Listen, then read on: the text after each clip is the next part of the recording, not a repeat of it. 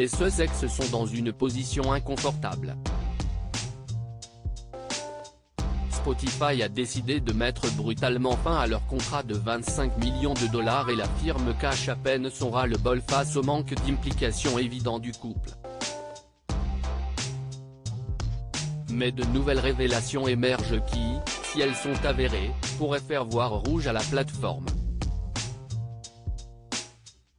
Le mégoï engagé en 2020 avait été pourvoyeur de nombreuses opportunités financières pour le duc et la duchesse de Sussex qui comptaient bien capitaliser sur leur histoire personnelle au sein de la famille royale britannique.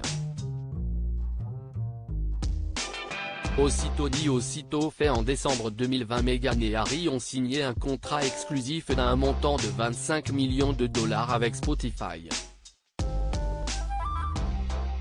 Archewell Audio proposera une programmation qui élève et divertit le public du monde entier, promettait ainsi la plateforme suédoise. Mais la firme a rapidement déchanté. Harry et Meghan ont eu d'autres chats à fouetter, ils ont accueilli bébé Lilibet, Harry s'est attelé à l'écriture de son autobiographie Le Suppléant, le couple s'est laissé filmer pour une série documentaire sur Netflix et le contrat Spotify est resté plus ou moins à l'abandon malgré la naissance du podcast Archetype, troisième bébé de Meghan Markle.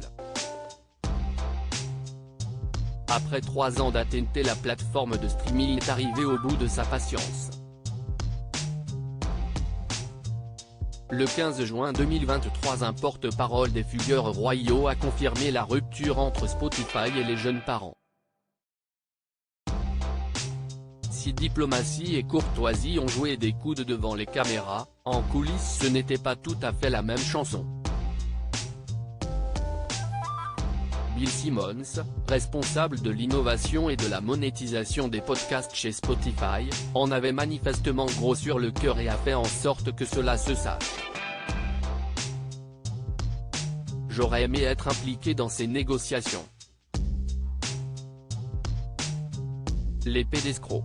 C'est ça le podcast que nous aurions dû lancer avec eux, a-t-il d'abord balancé selon les informations rapportées par Variety.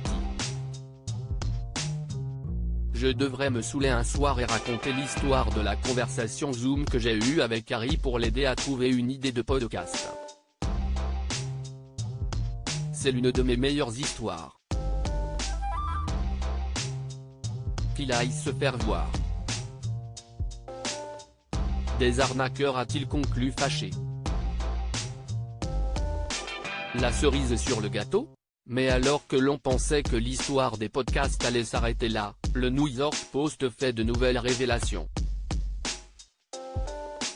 Un document attesterait que les interviews de Meghan Markle pour son podcast Archetype n'ont pas été menées par elle. Podnews a rapporté que certaines des interviews de l'émission auraient été réalisées par des membres du personnel de la duchesse, et que sa voix posant les questions aurait été ajoutée après coup. Les spéculations selon lesquelles Meghan Markle n'interrogerait pas directement ses invités ont commencé à circuler lorsque l'écrivaine Alison Yarrow a partagé, sur Instagram, en août dernier, une publication dans laquelle elle disait son excitation de participer à une série visionnaire, avant de finalement remercier un producteur du podcast pour avoir été un excellent intervieweur. Le Daily Mail avait en novembre dernier dévoilé que les réactions et commentaires de Meghan avaient été ajoutés après l'entretien. Pour l'heure, Archewell et la duchesse de Sussex, interrogés au sujet de ces allégations, ne se sont pas exprimés.